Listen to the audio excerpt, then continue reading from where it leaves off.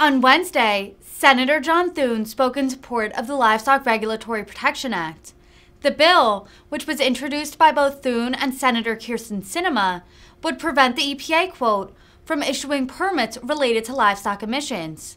The South Dakota Republican claimed, quote, passing this legislation would provide livestock producers long-term certainty that their livelihoods will not be compromised by regulatory overreach. Thune has taken to the Senate floor in the past as a champion of the agriculture industry. Thank you, Mr. Chairman, and Ranking Member Capito for holding today's legislative hearing to consider the Livestock Regulatory Protection Act. I also want to thank the South Dakota Farm Bureau Federation President and American Farm Bureau Federation Vice President, Scott Vanderwool, for being here and for his testimony on this important legislation.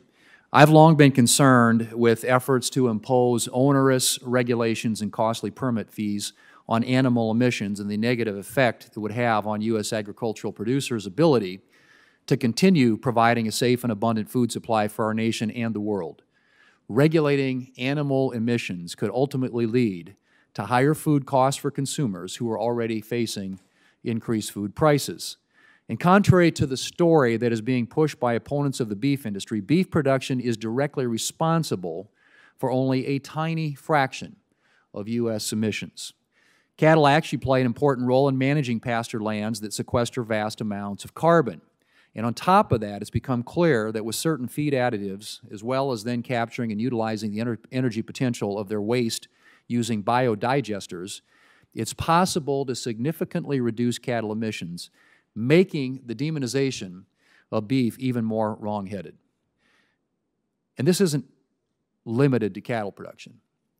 Regulating animal emissions would negatively affect the entire livestock sector, including poultry producers in places like Delaware and dairy producers in places like West Virginia. To address this, I introduced the Livestock Regulatory Protection Act along with Senator Sinema. The Livestock Regulatory Protection Act, which is also co-sponsored by Senators Bozeman and Kelly, would prevent the Environmental Protection Agency from imposing emissions regulations relating to the biological processes of livestock. I actually introduced this bill years ago with the Democrat leader. This legislation was included in annual funding bills on a bipartisan basis for a number of years after the Democrat leader and I first introduced it. Unfortunately, Democrats have omitted this important protection in their recent spending proposals and has had to be secured in final spending bills. Passing this legislation would provide livestock producers long-term certainty that their livelihoods will not be compromised by regulatory overreach.